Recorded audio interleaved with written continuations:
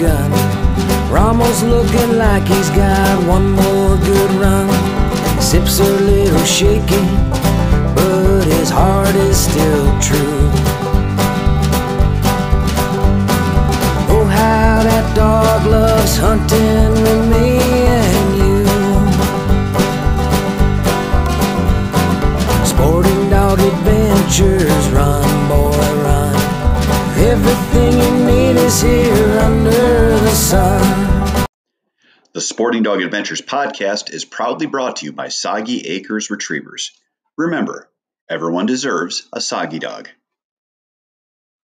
Hey, welcome to Dog Talk Live. Sorry I did not give everyone the prerequisite warning that we're going to be on today, but much to my dismay, I thought that this year was going to be something where I had lots of time. And once training dogs went home, and I've been besieged by chores and projects around the house, as well as we bought a new hunting property and trying to get that up to speed, getting dogs bred, having litters. I just went from one type of busy to another. So here we are now at Dog Talk Live. We try to do at least once a week. I'm hoping to get back to where we do twice a week, especially once we get into hunting season a little further and I get caught up on my chores around here and stuff done. But we are here today. Dog Talk Lives last 15 to 30 minutes. And what we try to do is we try to answer questions for you, our proud listeners and viewers here on the Sporting Dog Adventures podcast, as well as on our Facebook page, and get our audience engaged. So these are only as good as the questions that we get. So please, if you get questions, let me know what they are. Type them in as a comment. We try to answer them. If you're watching this after the fact, please still put in your question. I always come back and check our Dog Talk Lives at a later date. If you are listening on our podcast, we have a Facebook page called Sporting Dog Adventures, and that is a large page that we do these platforms on once a week, so you can be involved in the conversation as well. So again, Dog Talk Live is here. We are more than happy to answer questions. And we have the dogs who just, brought us a moose. This is Scarlett's moose. Scarlett is very happy to take her moose. Mussy Pot. Memphis is here. Memphis is back in the house. She is right there. And she is basically going to try to beat up on Scarlett. It's funny because when people come into our house, we always get the same thing, how sweet Memphis is as a dog. And they talk about what a sweet dog she is. She's actually kind of a thug. Memphis is 50 pounds, and she runs the house. If anyone has a toy or a bone, she just goes over and takes it. And it is kind of funny watching. Here you have this dog that was such a sweet disposition towards people, and she is definitely the alpha in the house. So it is. I should get her a shirt called Thug Life. I think that would be very fitting for Memphis, so that she could wear that with pride. So again, please let me know what questions you have. Let me know what we can help with. I'm going to put my email up, sportingdogtv@gmail.com. So you can email me questions if it's something you don't want to ask here on Dog Talk Live. We also have our page on our kennel, Soggy Acres Retrievers. That is up. We will have some videos up later today of some puppies. We've got 2 litters in right now and several due, and it will be something that is kind of neat for everyone. I'm trying to get them up more than once a week, but at least once a week we put up these videos, and you can see just how fast these puppies grow. When you do pop in to watch this Facebook Live, please let us know where you're from. It's always great to see how far away we have people that listen to us and get your impact on the dog world, your questions, and all that good stuff. Sherry's checking in for Pennsylvania. Welcome, Sherry. Good to see you again. Got Ashley checking in from Maryland. Ashley just put a deposit down on a puppy, and she is going to be getting a fox red Soggy dog from our female Annie. Fox red is a yellow Labrador Retriever. Yellows range anywhere from a white to a rust-colored coat. Fox red would be on that rust-colored end. So it is that is basically how the yellow color works in Labrador Retrievers. Annette checking in. Help my dog has resource guarding. She gets brutal when I have to take something away from her. She changed into a maniac. She's a Cocker Spaniel. Annette, one thing you can do is try to take away whatever she is guarding. The other thing you can do is reprimand her and tell her no. If that doesn't work, I would collar condition your dog and then reinforce the no command with a collar, with a neck from the electric collar so that it keeps her in line. Good morning, Mark. You are burnt out in Oregon. Our kind of crazy. Our thoughts are with everyone with the fires on the West Coast. Our sunrises a few times have been hazy, and it is from the smoke here in Wisconsin that has traveled from the West Coast. So that shows you the impact and the size of those fires. I read one thing where it said an area the size of New Jersey has burned in California. So hopefully we can get those under control. Hopefully they stop people from lighting them that are doing arson, and hopefully everyone can figure out proper forest management so that these things don't happen in the future. Hello from Nebraska, Emma. Mr. Rush from Jackson checking in. Scott Dixon from Dallas, Texas. Good to see you. Jameson Lee, morning. Groomer here from Pennsylvania. Good to see you. David Harris. Let's see. What would be something I should have in my blind bag for Ripley that someone wouldn't think of? David, something in your blind bag for your dog. I would have gauze. I would have some type of a triple antibiotic. And I would have something called vet wrap, which is usually sold in the horse section. It's a stretchy wrap, much like an ace bandage, that you can cut to length. It's on a roll. And that would be something that would be wonderful for you to have, because if your dog did have an injury, you can put direct pressure on it with that vet wrap so that you can get them to where you can either care for them yourself or get them care. Bob Schwee, good morning from Appleton, Wisconsin. I have an almost 5-month-old lab. He's on doubles, collar conditioned and retrieving pigeons. He also has gunfire over him multiple times. Seen the issue hunting this year. Bob, if you've got a 5-month-old lab and you've put him through all that, I would tell you it's too young, but more power to you. I don't work with dogs until they're 6 months old. The one thing you do not have on there is that you have force fetch done. If you are collar conditioned, is the dog completely under control and not moving at all? You want to make sure that you have everything as far as control done prior to the dog being taken out in the field. Again, I don't do anything with dogs until they're 6 months old, because the pressure that you put on them when you're doing a true training is too much for what would be considered a puppy. I don't start force fetch with the dog until they're at least 6 months old, because they still have their baby teeth in.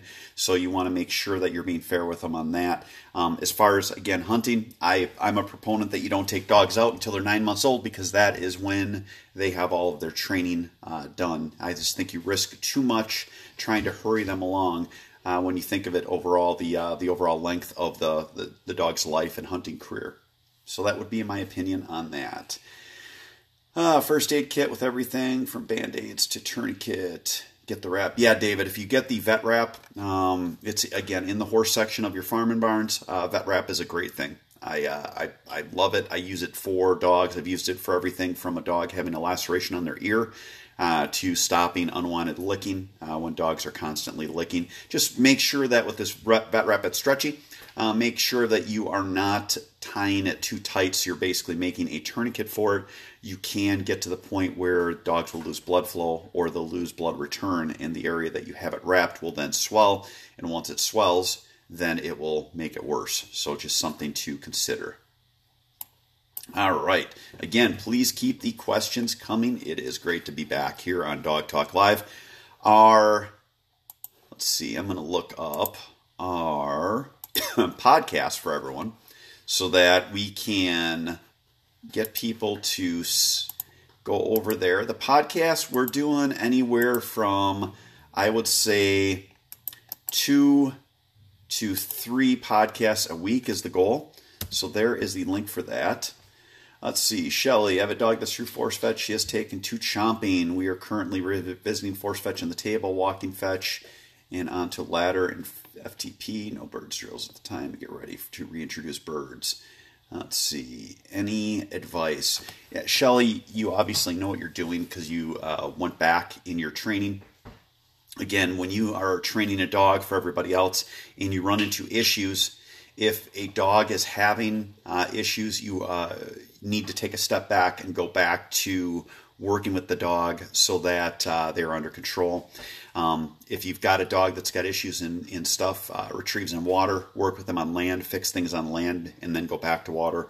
What I would do is I would work with fresh kill birds, Sherry, so that the bird is not moving at all, getting the dog excitable.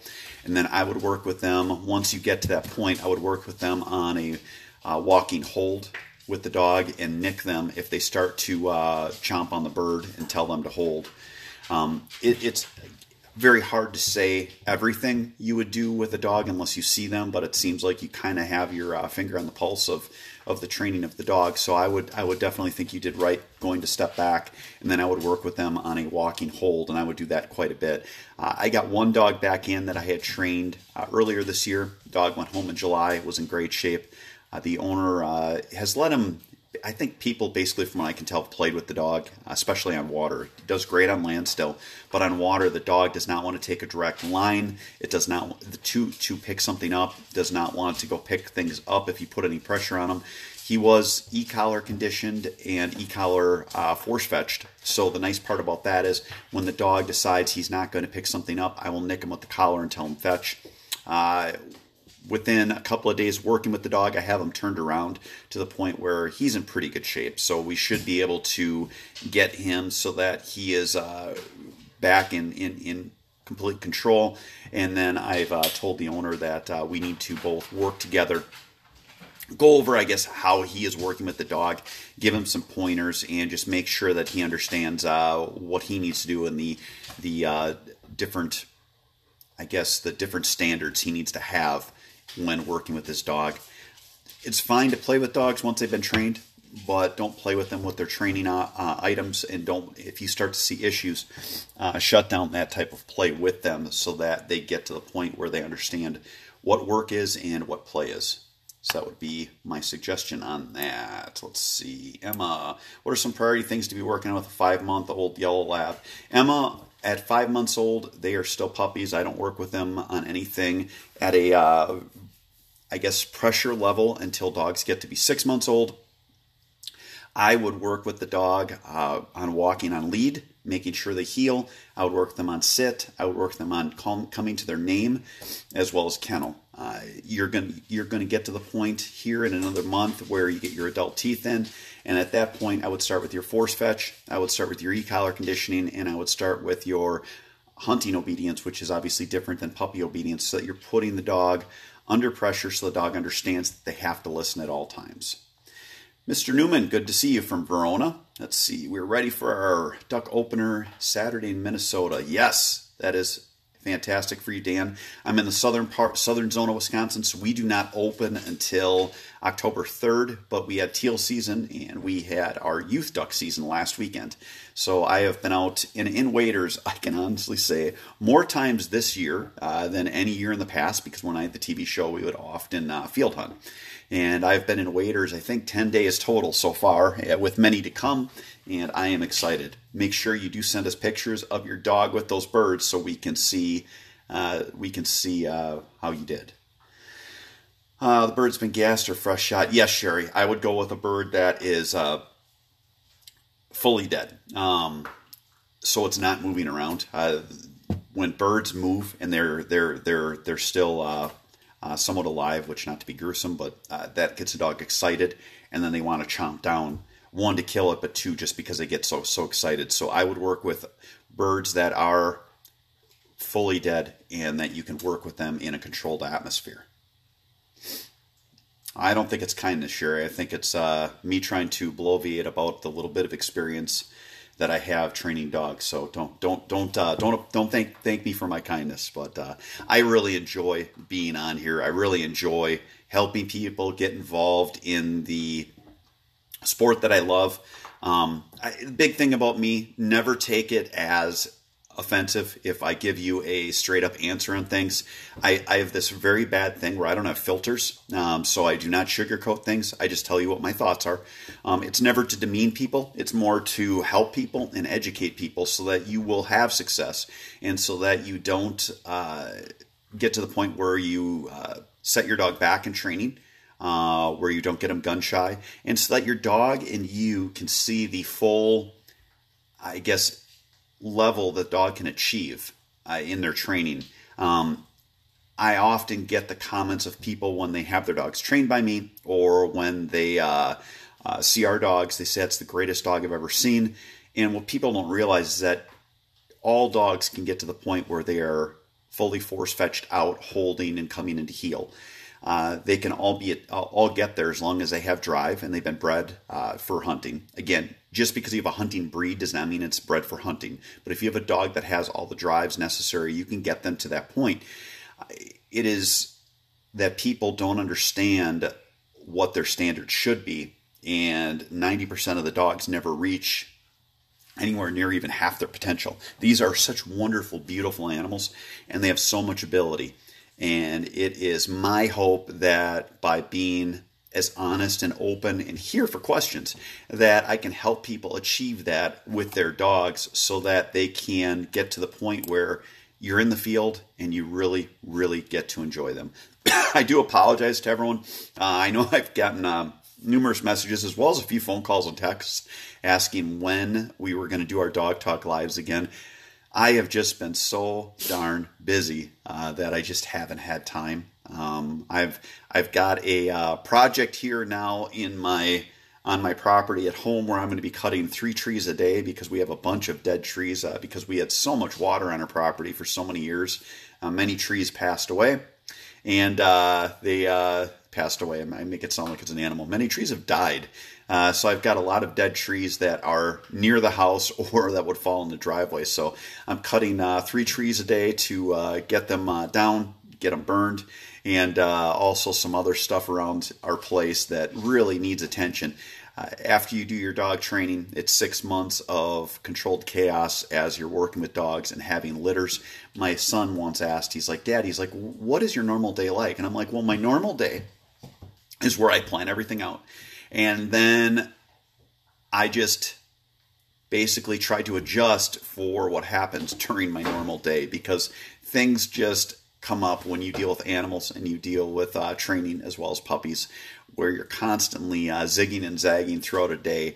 I rarely get done what is on my list of things that I'm going to try to accomplish for that day. So hopefully here I'll get caught up. Hopefully we'll do more Dog Talk Lives, more Sporting Dog Adventures podcasts, and really get after it as we get into the fall. But at the same time, I get to enjoy hunting, so it's hard there too. But we're coming up on 15 minutes. We're at 17 minutes. So we are going to give a last call for questions. If you have questions, please let us know. If you don't have them where you want to ask them here, feel free to send me a message. If you are watching after the fact, you can feel free to type a message on, and I will come back and answer it with a comment.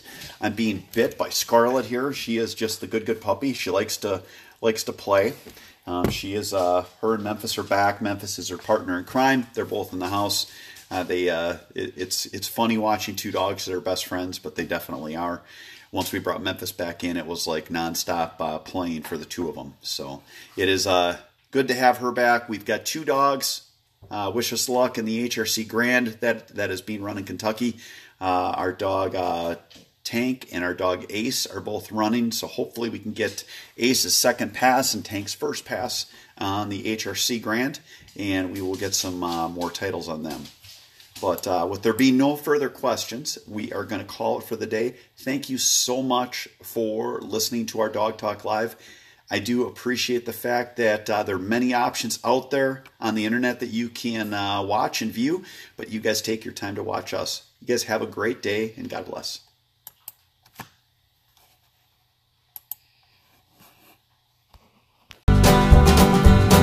Sporting Dog Adventures, run, boy.